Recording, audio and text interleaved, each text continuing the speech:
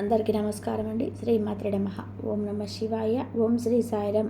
July 22 తారీఖు మంగళవారం రోజున కుంభరాశి వారికి మీ వీధిలో ఉండేటువంటి ఒక వ్యక్తి మీకు ఫోన్ చేయడం జరుగుతుంది. ఆ వ్యక్తితో మీరు చాలా జాగ్రత్తగా ఉండాలి. ఇక జూలై 22 తారీఖు మంగళవారం రోజున కుంభరాశి అనేది రాశి చక్రంలో 11వ రాశి.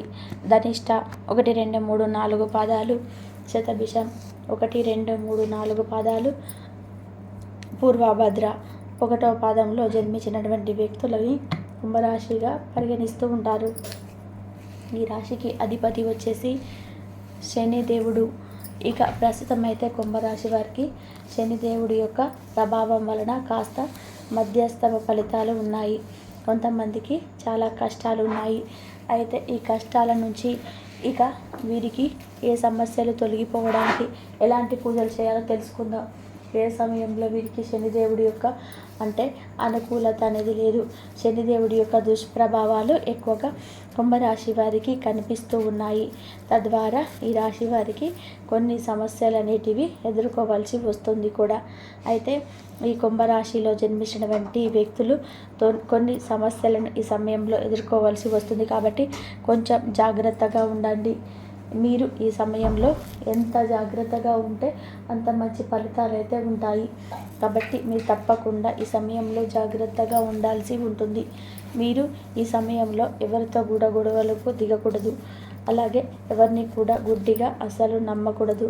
మీరు ఈ సమయంలో ఎవరినైనా గుడ్డిగా నమ్మితే గనక సమస్యలన్నిటివి తప్పవు. మీ యొక్క జీవితంలో అనేక రకాల సమస్యలు వస్తూనే ఉంటాయి. కాబట్టి చాలా జాగ్రత్తగా ఉండండి. మీరు ఖచ్చితంగా మీ జీవితంలో ఎదగాలి అనుకున్న ఎదుగుదల అనేది ఉండాలి అంటే ఈ సమయంలో ప్రతి శనివారం కూడా కుంభరాశి వారు నవగ్రహాలను పూజించండి. అలానే ఏవైనా మీరు ప్రశాంతంగా ఉండడం కోసం పూజలు చేస్తూ ఉండండి. భక్తి భావనలో ఉండండి. మీకు మానసికంగా ఏదో ఒక సమస్య ఉంటుంది. శనిదేవుడి యొక్క దుష్ప్రభావాల వలన ఏదో ఒక సమస్య వచ్చి పడుతుంది. ఆర్థికంగా కూడా సమస్యలు వస్తూ ఉంటాయి. కాబట్టి ఇలాంటి శనిదేవుడి యొక్క చెడు ప్రభావాలు తొలగిపోయి మీరు జీవితంలో ముందుకు సాగిపోవాలన్నా, శనిదేవుడి యొక్క అనుగ్రహం పొందాలి అన్నా సరే ఖచ్చితంగా కూడా మీరు ఈ సమయంలో భక్తి భావనలో ఉండండి. మనశ్శాంతి అనేది ఉండదన్నట్టు. ఏదో ఒక సమస్య వచ్చి పడటం వల్ల సమస్యలు అనేటివి వస్తూ ఉండడం వలన ఈ యొక్క మనకు మనశ్శాంతి ప్రశాంతత అనేది ఉండదు. కనుక ఇలా మీరు మనశ్శాంతిగా ప్రశాంతంగా లేకపోవడం వలన సమస్యలు అనేటివి వచ్చి పడుతూ ఉంటాయి. కాబట్టి చాలా జాగ్రత్తగా ఉండండి. అలానే భక్తి భావనలో ఉండండి. దైవనామస్మరణ చేస్తూ దైవభక్తిలో దైవాన్ని పూజిస్తూ ఇలా ఉండటం వలన మీ మనసు అనేది తేలికగా అవుతుంది. అలానే మీకుండే సమస్యలు సాధ్యమైనంత వరకు కూడా తీరిపోయే ప్రసక్తి ఉంటుంది. కాబట్టి మీరు భక్తి భావనలో ఎక్కువగా ఉండడానికి ప్రయత్నం చేయండి. ఇక దీంతో పాటుగా ఈ యొక్క కుంభరాశిలో జన్మించినటువంటి వ్యక్తులకి ఈ సమయంలో అధిక కష్టం ఖచ్చితంగా అవసరం. మీరు ఈ సమయంలో ఏ పని చేసినా సరే ఆలోచించి ఆచితూచి పని చేయండి. దాంతోపాటు మీరు ఏ పని చేసినా సరే ఖచ్చితంగా మంచిగా చాలా 100కి 100% ఇవ్వాలి. చాలా కష్టపడితేనే ఫలితం అనేది ఉంటుంది. సాధారణంగా మీరు కొంచెం కష్టపడిన ఫలితాన్ని పొందిన రోజులు ఉండొచ్చు. ఎందుకంటే గ్రహాలు అనేటివి ఎప్పుడూ ఒకలాగా ఉండవు. గ్రహాలు అనేటివి మనకు అనుకూలంగా ఉంటేనే కొంచెం కష్టపడిన ఎక్కువ ఫలితం అనేది ఉంటుంది. గ్రహాలు అనేటివి అనుకూలంగా లేకపోతే కనుక మనం ఎంత కష్టపడినా సరే ఫలితం అనేది ఉండదు. కాబట్టి గ్రహాల యొక్క అనుకూలత అనేది చాలా అవసరం. గ్రహాల యొక్క అనుకూలత ఉంటేనే మనం జీవితంలో ఎదగగలుగుతాము. కానీ ఈ సమయంలో శనిదేవుడి ప్రభావం ఎక్కువగా ఉండటం వలన కుంభరాశి వారికి చాలా కష్టపడితే తప్ప ఫలితం అనేది ఉండదు.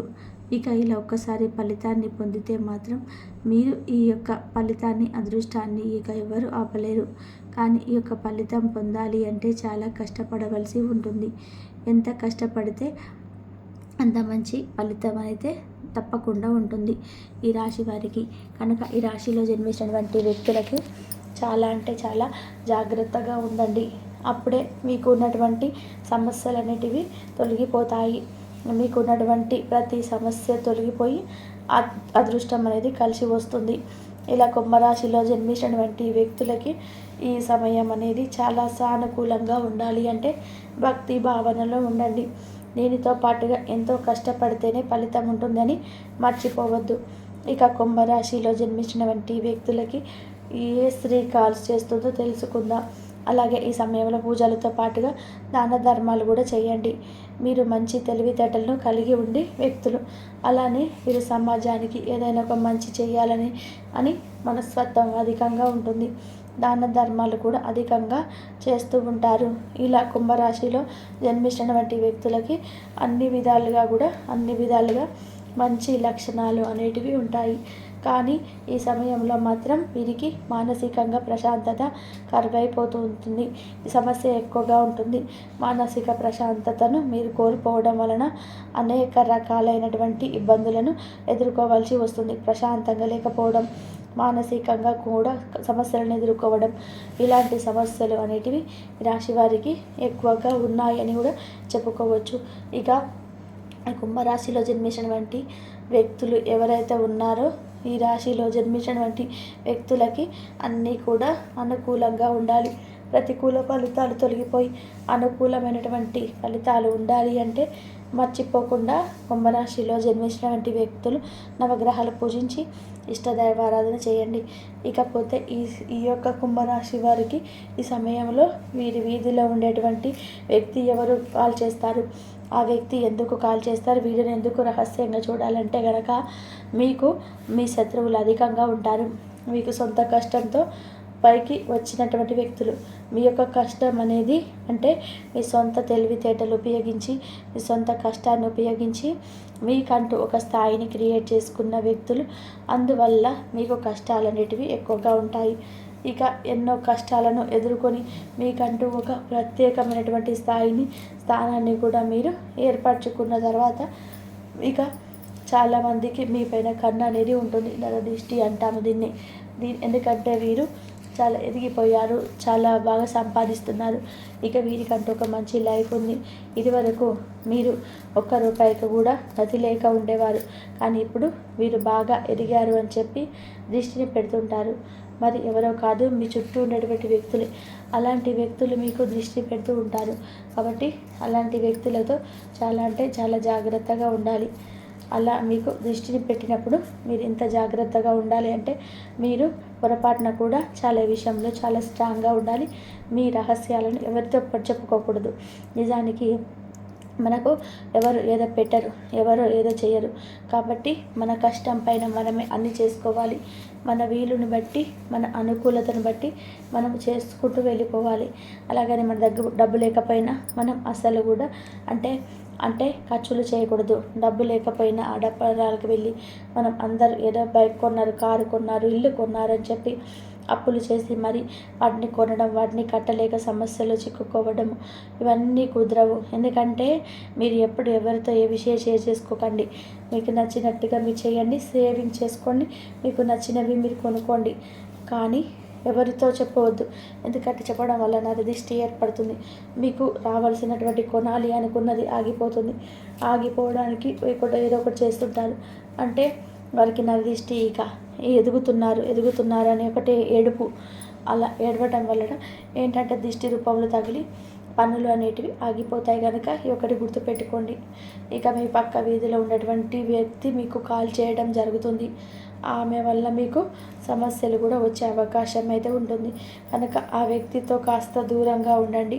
ఆ వ్యక్తిని కాస్త దూరంగా పెట్టడం చాలా మంచిదని చెప్పుకోవచ్చు. ఇక ఈ విధంగా ఖచ్చితంగా కూడా చాలా జాగ్రత్తగా ఉండాలి. లేదంటే సమస్యలు చిక్కే అవకాశం ఉంటుంది.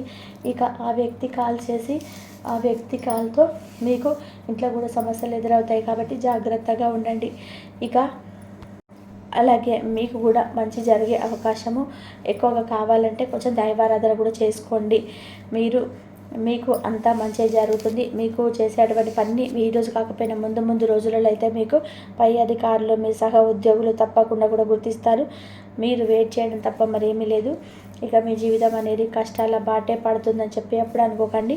మంచి ఆదాయం, అలాగే ఇంట్లో సమృద్ధిగా డబ్బుకు సంబంధించినటువంటి విషయాల్లో కానీ అన్నిటా కూడా మీకు విముక్తి లభించబోతుంది.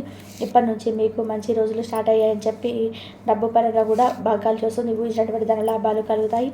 ఇక ఈ రాశి వారు చాలా నమ్మకస్తులండి. ఏంటంటే ఎవరికైనా మాట ఇస్తే దాన్ని తప్పకుండా నిలబెట్టుకుంటారు. అబద్ధాలు అయితే అసలు మాట్లాడరు. దీన్ని వీక్నెస్గా తీసుకొని కొంతమంది వ్యక్తులు మిమ్మల్ని బాగా ఇబ్బంది గురి చేస్తున్నారు. అటువంటి శత్రువులు మీ నుండి దూరం అవ్వాలంటే హనుమాన్ చాలీసా పఠించుకోండి. లలిత సహస్రనామం పఠించడం వల్ల కూడా ఎవరైతే శత్రువులు ఉంటారో, ఎవరైతే మీకు కీడు తలపెట్టాలని చూస్తున్నారో అటువంటి వారు కూడా మీ నుండి దూరం అవుతారు. ఇక దైవానుకూలం అనేది బాగా ఎక్కువగా ఉంటుంది. దైవభక్తి కూడా రాశిపరంగా ఎక్కువగా చూస్తారండి.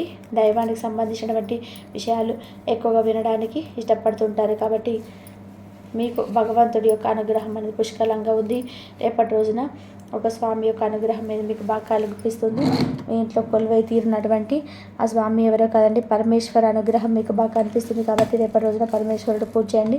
దగ్గరలో ఉన్నటువంటి హనుమంతుల వారి యొక్క ఆలయాన్ని చక్కగా సందర్శించండి. అలాగే ఇంటిని శుభ్రంగా ఉంచుకొని చక్కగా ఏంటంటే మీరు దీపారాధన చేసుకోండి. పరమేశ్వరుడు యొక్క ఆలయానికి వెళ్ళి కుదిరితే కొబ్బరికాయ కొట్టి పరమేశ్వరుడు యొక్క స్వామి యొక్క సంబంధించినటువంటి స్తోత్రాలు పఠించుకోవడం, అలాగే ఓం నమః శివాయ అంటూ నామాన్ని పఠించడం వల్ల మీ జీవితంలో తిరిగి అనేది ఉండదన్నమాట. అలాగే మీలో ఉన్నటువంటి అధైర్యం ఏదైతే ఉంటుందో అది కూడా పూర్తిగా తొలగిపోతుంది. ఇంట్లో కూడా డబ్బు పెరుగుతుంది. అలాగే రేపటి రోజున మీ చేతి నిండా కూడా ధనం ఉంటుందండి. ఇంట్లో అవసరాలకు సరిపడే డబ్బు ఉంటుంది. అలాగే ఎవరికైనా సహాయార్థం కూడా మీకు ₹1 ఉండే విధానంగా ఉంటుందన్నమాట. ఈ రాశివారు ఎప్పుడు కూడా పరమేశ్వరుడు అనేవాడు మీకు తోడుగా ఉంటాడు. కాబట్టి స్వామికి ఎప్పుడు కూడా దగ్గర అయ్యేటువంటి పనులు చేయండి. మనలో ఎంత ఉన్నా కానీ, ఎన్ని కోపతాపాలు, ఎంత ఈర్ష్య ఉన్నా కానీ సరే పక్కన పెట్టి ప్రేమగా ఓం నమః శివాయ అనే మంత్రాన్ని పఠించినా సరే స్వామి వెంటనే ఎదురవుతారు. ఎవరైతే తక్కువ అంచనా వేశారో అటువంటి వారి రేపటి రోజున మీ కళ దగ్గరికి రాబోతున్నారు. మీరు ఎక్కడుంటే అక్కడ వారు తప్పకుండా ఒక బెల్లం చుట్టూ ఈగల్లాగా ఏ విధంగా ఉంటారో అలా చేరుకుంటారు. కాబట్టి అటువంటి వ్యక్తులు మరలా మీ జీవితంలోకి ఆహ్వానించకుండా జాగ్రత్తగా ఉండండి. మీరు అనుకున్నట్టుగా ఊహించినటువంటి ధన లాభాలన్నిటివి మీరు చేసేటువంటి పనులు తప్పక కలుగుతాయి. అలాగే పరమేశ్వరుడు యొక్క ఆలయాన్ని సందర్శించడం మాత్రం మర్చిపోకండి. అలాగే హనుమాన్ చాలీసా పఠించుకోవడం కూడా మర్చిపోకండి. ఈ రాశి వారు ఎవరైతే సంతాన వివాహం కోసం ఎదురు చూస్తున్నారో అటువంటి వారు ఒక చిన్న పరిహారం చేసుకోండి. దీనివల్ల మీకైతే మంచి జరుగుతుంది. ఏదైనా కానీ సోమవారం నాడు లేదంటే శనివారం నాడు రావి చెట్టు దగ్గర దీపాన్ని వెలిగించి 11 సార్లు ప్రదక్షిణ చేసుకుని దానివల్ల మీ యొక్క సంతానం అనేది తప్పకుండా మీకు చెప్పినటువంటి మాట వినడం కానీ, సంతాన సమస్యలు ఉంటే ఇటువంటి దోషాలన్నీ కూడా తొలగిపోతాయి. ఇక అలాగే మంచి రోజు చూసుకొని చక్కగా మీరు ఈ పని చేసి చూడండి. మంచి పుణ్యం అయితే లభిస్తుంది. అలాగే ఇంట్లో తులసి మొక్క ఆరాధన కూడా స్టార్ట్ చేయండి. ఆ ఇంట్లో ఐశ్వర్యం పెరగాలన్నా మనకంతా కూడా మనకి ఏదైనా కనుక ధనదానికి సంబంధించిన ఇబ్బందులు ఉన్నా సరే అవి కూడా దూరం అయిపోతాయి. తులసి ఆరాధన చాలా అద్భుతమైన ఫలితాలను ఇస్తుంది. కాబట్టి ఈ విధంగా చేసుకోండి. ఇంతవరకు చూసిన ధన్యవాదాలు.